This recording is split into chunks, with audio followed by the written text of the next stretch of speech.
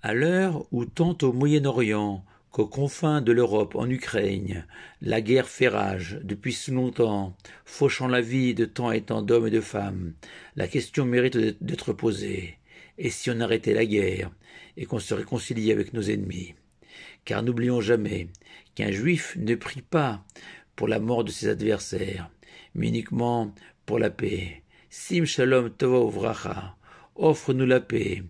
Et la demande qui conclut toutes nos amidotes, toutes nos prières 3 fois par jour, cette paix indispensable à l'épanouissement d'un couple, d'une famille, d'une société, d'un pays, de l'univers. Alors évidemment, de par ma fonction d'aumônier en chef, tenu au devoir de réserve, je n'ai strictement aucun conseil ni aucune suggestion à proposer aux belligérants, si ce n'est de continuer à prier encore et encore pour la paix. Toutefois, le jour de Kippour est une occasion unique dans l'année de cesser une autre guerre, celle décrite par nos sages, Milchemet Hayetzer en hébreu, le combat que nous livre au quotidien notre mauvais penchant qui est en nous, celui qui nous incite à oublier notre extraordinaire grandeur, nous humains, qualifiés d'enfants de Dieu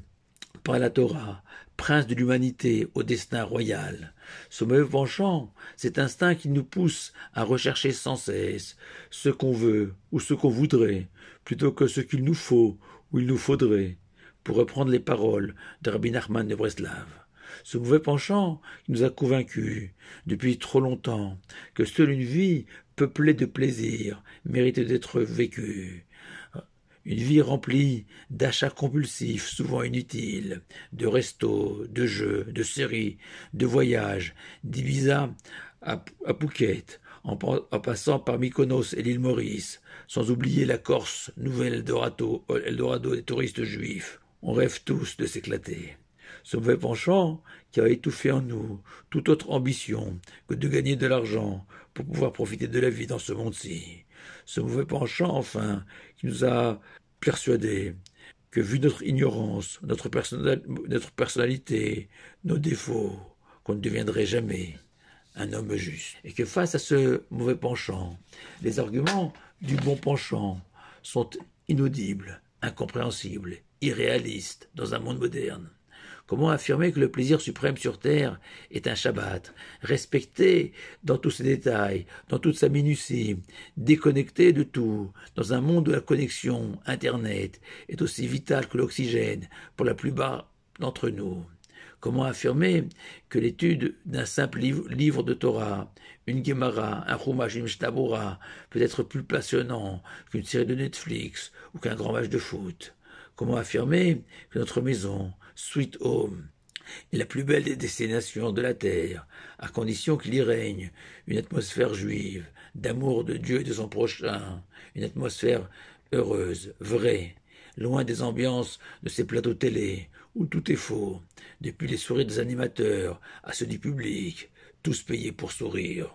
Comment affirmer enfin que la synagogue, la choule, est le lieu d'une expérience unique, d'une rencontre avec Dieu et avec soi-même, si on n'a jamais fait l'effort de comprendre le sens de ses prières, ou bien si on va à la choule que pour les copains ou pour l'apéritif. Et pourtant, nos sages nous révèlent que Kippour est exceptionnel de puissance, par le fait qu'en ce jour, une fois dans l'année, l'Éternel fait taire le mauvais penchant, dans l'espoir que l'homme prête un tant soit peu attention au message de la Torah, aux paroles divines. C'est la raison pour laquelle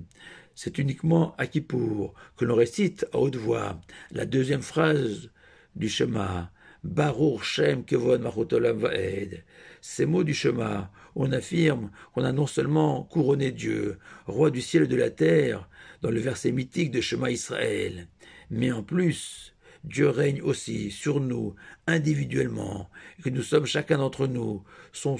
sujet, se conformant à ses préceptes du matin au soir. Alors si toute l'année, prisonnier de mauvais penchants, loin d'être à la hauteur d'un digne sujet de Dieu, on préfère réciter cette phrase à voix basse, mais à Kippour, on proclame haut et fort notre attachement personnel à la Torah et aux mitzvot,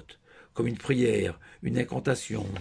un rêve, celui qu'à la fin de Kippour, ce Baruch Shem Kavod Malchut Olam Vaed résonne encore dans nos oreilles, dans notre cœur, au moment d'aborder la nouvelle année. Car n'oublions pas que c'est trop dommage de résumer Kippour à une journée de jeûne et de privation, où le défi consistera, tel des enfants, à compter les heures qui passent dans l'attente de la sonnerie du chauffard salvatrice. Non, le jeûne n'est qu'un moyen de créer les conditions d'une demande de pardon, ou plus exactement de grand pardon, vis-à-vis de Dieu, vis-à-vis de son prochain. Or, on ne peut pas demander pardon à Dieu ou à son prochain si on n'a pas le sentiment d'être en tort, d'avoir fauté, si on est heureux et satisfait de l'état de sa vie juive, de ses relations avec sa famille et ses amis. Kippour, c'est d'abord et avant tout cette indispensable remise en question de soi-même, puis dans un second temps, la volonté de se réformer, de changer, de progresser, et qu'une personne qui se contenterait uniquement de jeûner, sans promettre de mieux faire l'année prochaine, a évidemment accompli une mitzvah, une bonne action, mais est aussi semblable à un homme ou à une femme qui est monté à pied au 3e étage de la tour Eiffel, qui a escaladé des centaines et des centaines de marches pour se hisser au sommet de la tour Eiffel, épuisé, essoufflé, mais qui étrangement, au lieu d'en profiter pour admirer Paris, contempler ce panorama unique de la capitale et de tous ces monuments, va se précipiter pour redescendre, sans même un regard sur ce panorama, sans même jeter un coup d'œil sur ce que peut offrir de merveilleux la Torah et les mitzvot, une vie équilibrée, heureuse et apaisée. Car si j'ai évoqué au début de ces paroles de Torah cette notion de Milchemet Hayetzer, que tous les jours l'homme lutte contre ce mauvais penchant, nos sages nous révèlent que nous ne sommes pas condamnés à être dans cet état de guerre permanent. Non, au contraire, nous affirmons Bechol Levavecha, que l'homme doit aimer Dieu avec ses deux penchants, le bon mais aussi le mauvais. Est-ce possible, si on a compris que le bonheur n'est pas de faire ce qu'on aime, mais bien d'aimer ce que l'on fait, et que lorsque l'homme aime ce qu'il fait, alors c'est tout son être, tout ce qu'il est, avec ses qualités, mais aussi avec ses défauts, qui ensemble servira Dieu et accomplira la Torah et les mitzvot. À ce moment-là de l'existence, l'homme découvrira qu'il n'y a plus de guerre, et que l'Éternel, dans sa grande bonté, nous a offert des qualités et des défauts pour le servir, et qu'il fallait s'en accommoder, s'accepter tel qu'on est, sans rêver d'être un autre, et que le temps est venu d'arrêter la guerre, de faire la paix avec son prochain, avec soi-même. Car comme par hasard, pour conclure, Rachid dans Haazinu nous révèle que Kippour ne signifie pas seulement pardon ou rachat, mais aussi apaisement, réconciliation, réconciliation avec son prochain,